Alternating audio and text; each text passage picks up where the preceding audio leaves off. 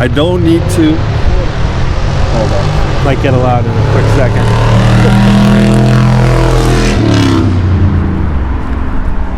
Any more? No? That's it. Hey guys, welcome back to the channel. Love what you drive. No introduction needed. Okay, where do you want to start, man? I feel like start at the top. My name's Anthony, Yeah. Specialty Motor Cars, here at Wade's show here, and I'm gifted because I live literally right around the corner, so my shop is right around the corner.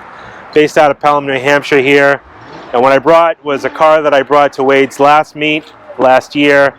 This is a 1989 Lincoln Town Car, and I bought this car from a customer who actually contacted me through YouTube and saw my channel, saw my cars, and he offered this car to me. It was his mother's car. Actually, I have a video on my channel of when I flew down to pick it up out of Nashville.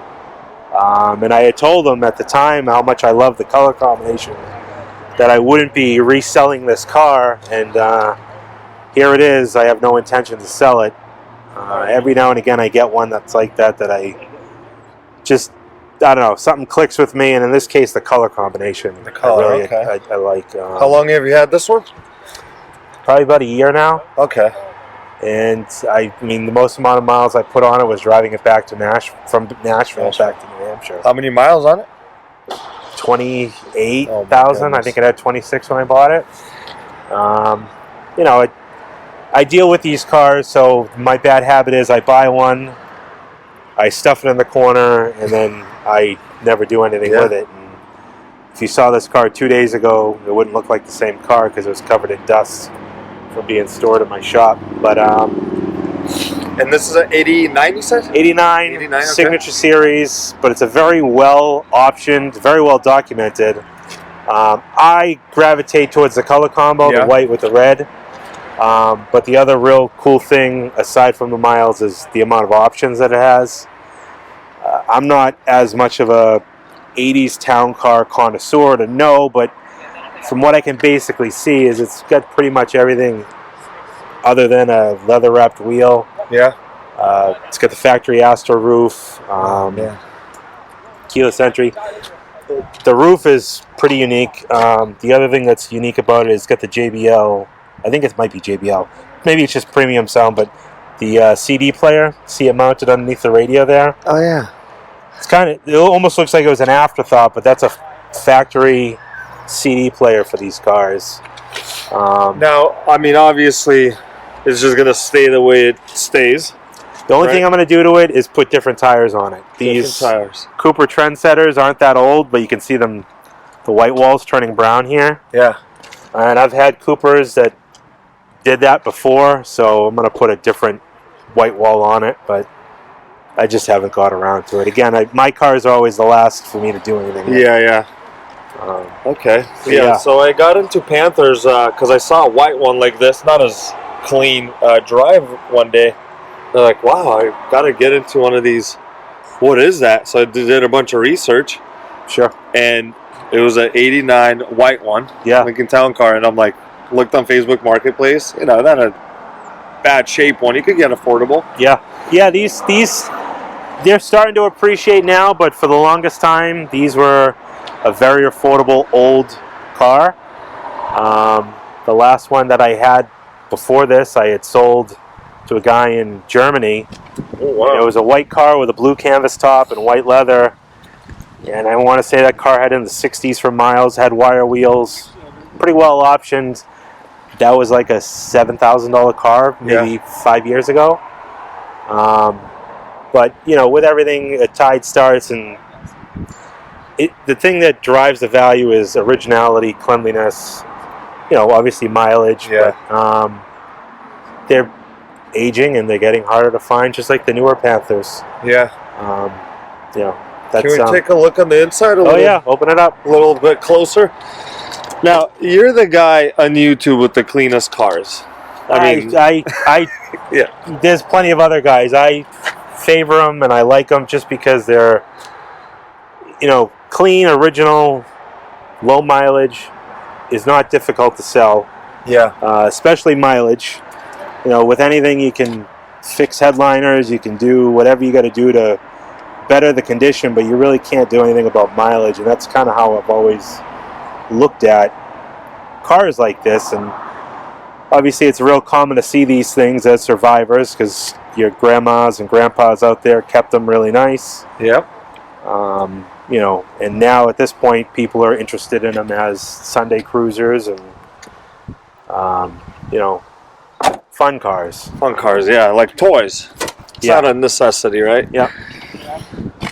Okay, let's take a look at that CD player.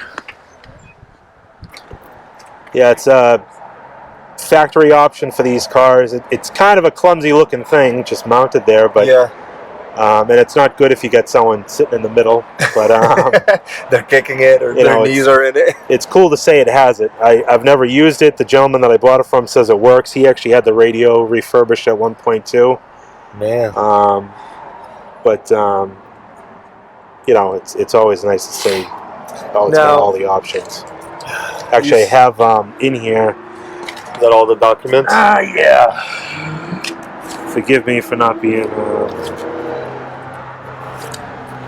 In here is the window sticker. Oh, the window sticker. Yeah. So you can see here. I mean, just in options, the base car was $28,500.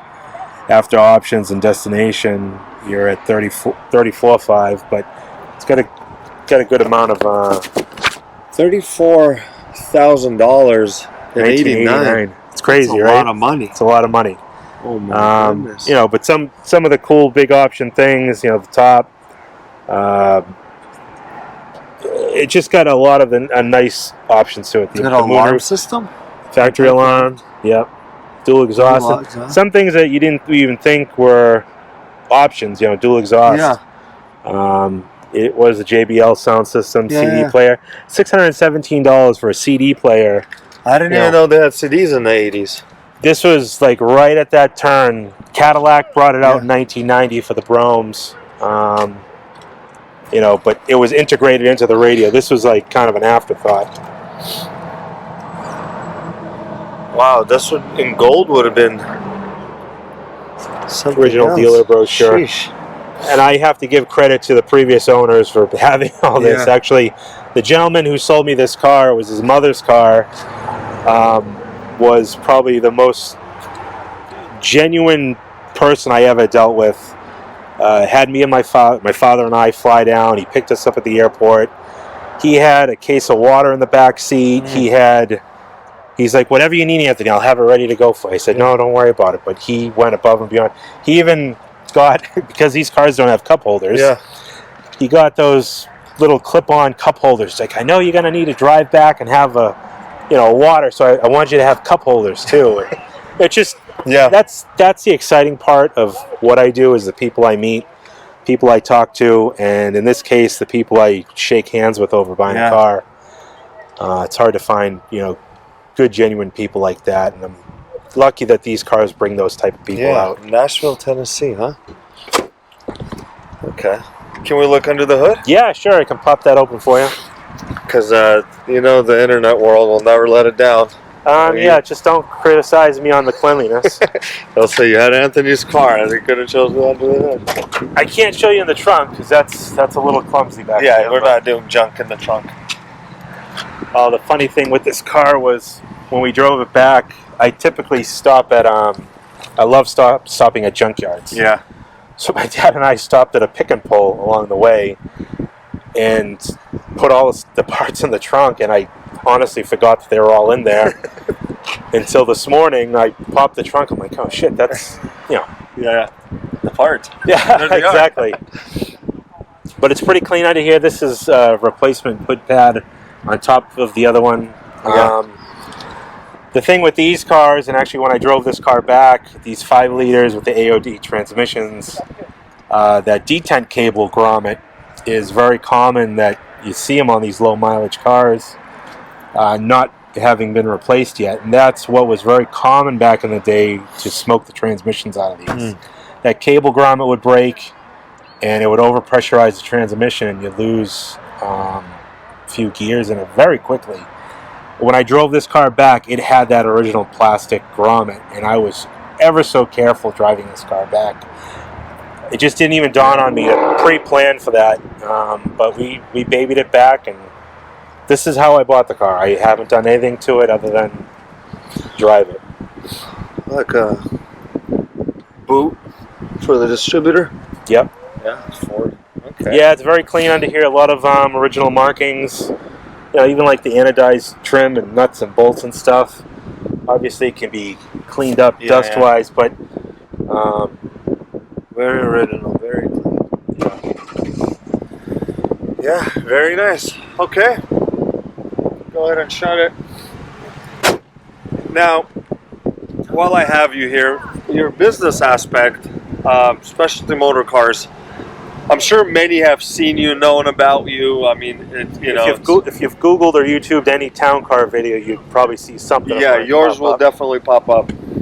I don't know. What do you want to talk about that a little bit, or so while I have you on my channel? Sure. Yeah, it'd be a pleasure to tell you about it. I mean, I do YouTube to be transparent with conditions of my cars. Yeah. Anybody who knows me knows how I go around with my little pointer and I point out little blemishes. Yeah. I have been on the receiving end of buying a lot of cars, being disappointed with condition, and where this kind of, it's a very particular buyer for town cars, Grand Marquis, and the customers who buy them from me appreciate the transparency. Yeah. And it's not hard to do. I would rather be overly transparent, and I get that call from my customer to say, it's not expected. Mm-hmm. I'd rather get that call than get a call that's not what I was expecting. Okay. So that's why I do what I do. I do the YouTube because it's a free platform to do it. What I didn't realize was going to come from it was the following, and then obviously meeting guys like you and just people who are in general in love with these cars, because I am, and that's what the car community is all about. So it's like I don't know. There's many positives to it, not just business related, but the people you meet, the groups that you get involved with, even all the guys here. You know, I don't have to sell you a car to want to talk to you about your town car, your Grand Marquis. I do it because I love these cars. Yeah. That goes a long way. But it also helps me find the cars, because in this case, the guy found me on YouTube. And contacted me, and he actually told me at the time, he said, I contacted another guy on YouTube and offered him the car, and whatever, deal didn't go through, whatever. I was infatuated with the car for the looks that I wanted it. I later found out after I posted pictures of it on an obscure Facebook group who that other YouTuber was, and I'm friends with the guy. So it was like, oh, geez, you know, I wasn't stepping on toes, but I'm glad I have it, because I didn't buy this car to resell it. I bought it because I wanted to have the car. Okay. Cool. And yeah, I guess I really almost got to know you was that Lincoln that you sold. Yeah, to the guy, John's town car. Yeah, was, John in Virginia. Yeah, signature L that he had, and that was a real unique car because the color, it was very high optioned, and those typically came high optioned. Yeah. Having that THX sound system was a big thing. Ironically, John reached back out to me and wanted to sell the car. I brought the car back to my shop here because John is as much of a neat freak as as most of my customers. The car came back nicer than when I sent it to him. Needed very little to no reconditioning. I put the car back out on YouTube, and I captured another member of my audience who was, again, young kid into the town car world, and the car went right back down to Virginia. Most of my customers, they're enthusiasts, so I'm happy with wherever the car goes. They're not getting just kicked into service and being driven. They're getting loved and maybe driven daily. You know, John didn't drive it daily, but the person who has it now bought it for what it is, and they're buying the story, and they're excited to get into these unique cars. Yeah, it's cool to hear that people like, hey, I saw that car in your channel, or hey, I saw the guy in your channel. Or, you know, those are the things that for me personally, is like, that's a very cool, you know, a tool, right? YouTube's a tool. That's the tool I use for my business, and that's my most successful tool. Again, I didn't do it to become a YouTuber.